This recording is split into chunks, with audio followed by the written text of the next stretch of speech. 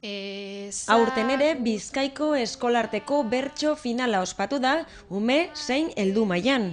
Urtero bezala hitzordua Bilboko Carmen Aretoan izan da. Abadinok naiz Arrigorriagak ordezkaria izango dute ekainaren 19an Agurainen ospatuko den Euskal Herriko bertso finalean.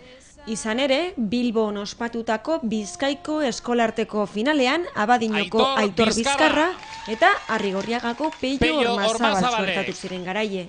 Inotik fans klub ta guzti, gaurkoan etorri gara. Horrek emon dau gaur garaitzeko laguntzie behar bada. Baina irabazi eta ez irabazi, utzi daigun albotara. Txapela ez dut nik irabazi, txapela bainorena da. Txapela ez dut nik irabazi, txapela bainorena da.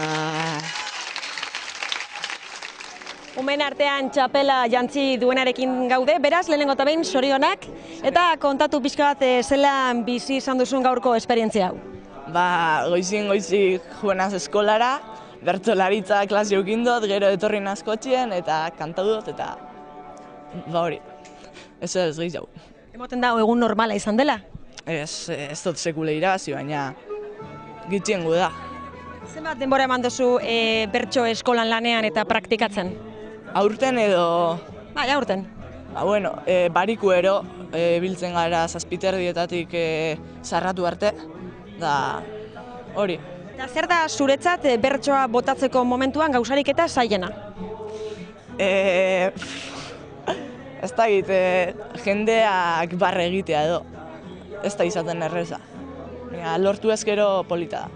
Beraz, humorea da bertsolaritzan gauzarik eta zailena, ezta? Bai, esan lehiteke baiet. Eta zer da zuretzat bertsolaritzan ibiltzeak duen gauzarik eta politena giroa, edo, ez dakit? Bai, esan dudana, ikustea zelan jendeak ondo pasatzen dauen eta zuk be ondo pasatzea.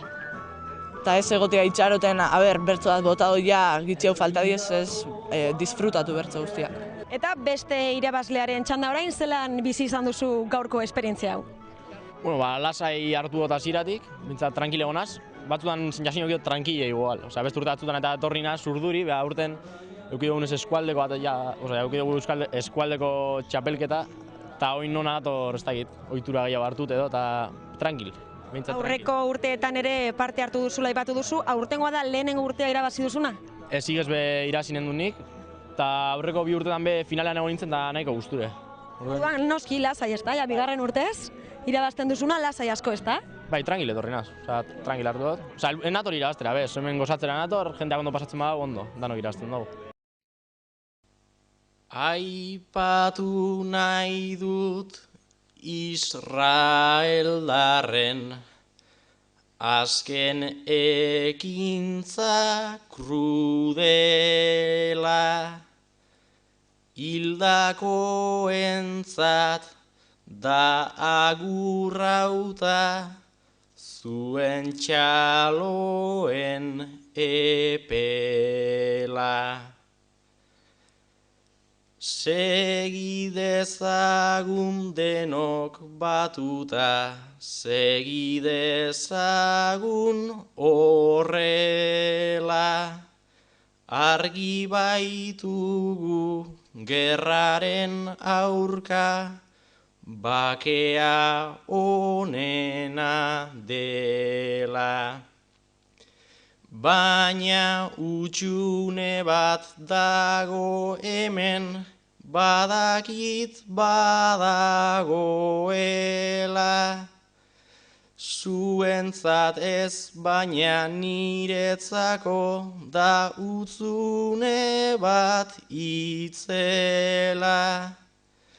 Txaber zuretzako da gaurkoa, merezi duzun bezela. Benetan nahiago nuke zurea balitz txapela.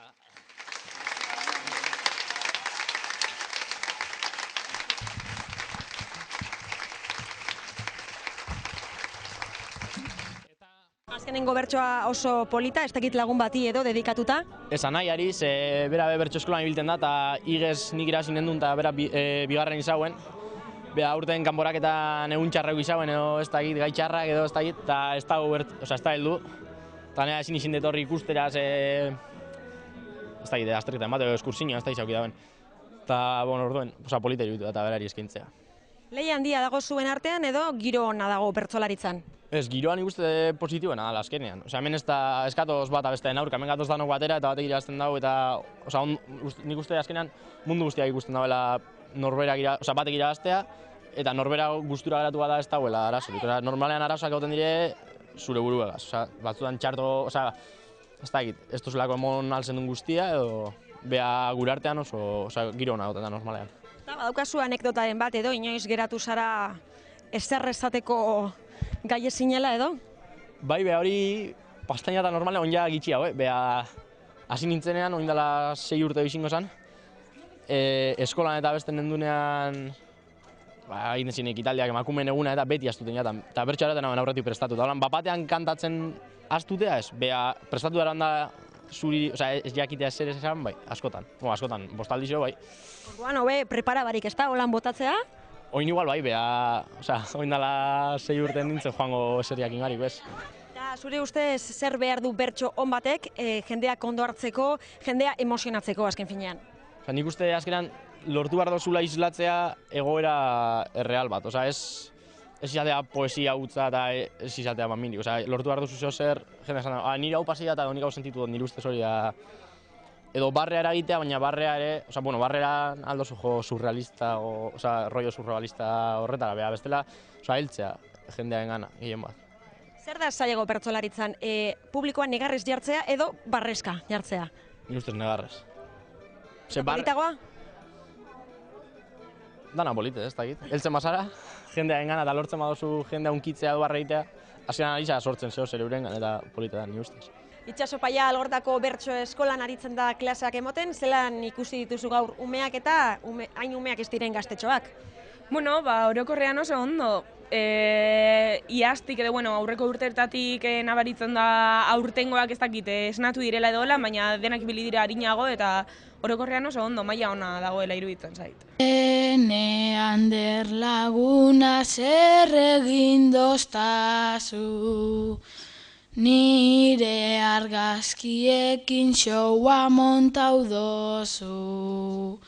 Gainera gertzen dira hiruzpalau mozu, ene bada batean agertzen zarazu.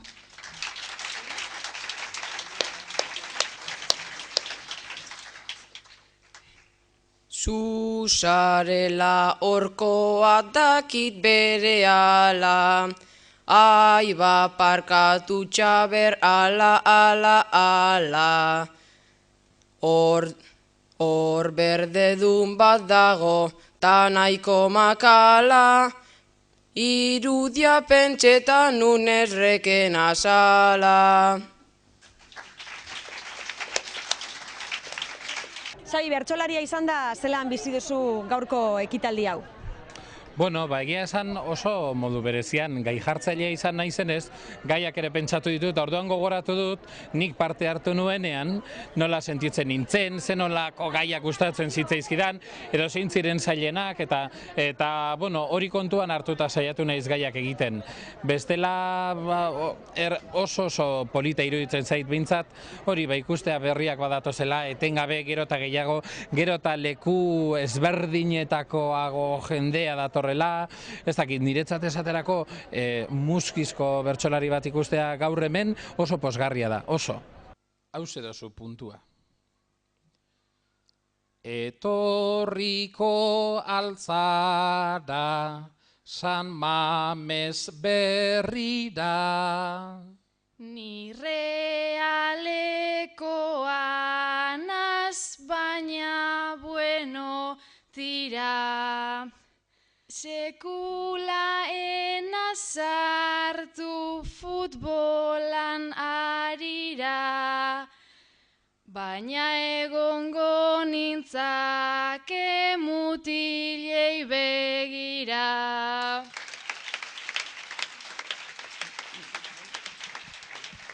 Bertsolaria zara, baina gaur ikusi zaitugu bertsoak epaitzen. Zer da errazagoa, bertsoak botatzea edo epaitzea?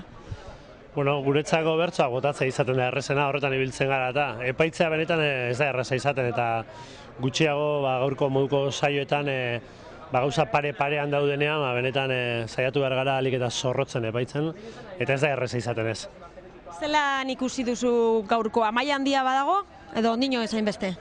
Bueno, guk orokorrean 3 epaileok horixe pentsatu dugu, nahiko maila polita egon dela, batez ere txikitxoen saioan oso azkar kantatu dute, ideia oso politak atera dituzte plazara, eta igual nagusietan presioa handiagoa izaten da eta urduritasun ere gehiago nabaritzen da, baina benetan maila oso polita eman dute, saio ederra izan da. Txapelketa egin genuenean John Foley etorri zen, Oral Tradition zentroko nagusia, hau da ahozkotasuna lantzen duen zentro importanteena munduan, eta berak esan zuen, bertsolaritza hain arrakastatsua izatearen gakoa dela, bertsolaritza dela euskaldun izateko lortu dugun modu identitario bat, tresna bat da azken batean euskaldun izaten uzten diguna, eta hori da bertsolaritzak lortu duena, eta jendeari uzten diona, bertso saio batera joan, eta euskaldun senti zaitezke, baina euskaldun gainera politikaren gainetik eta gauza guztien gainetik, ni euskalduna naiz eta punto.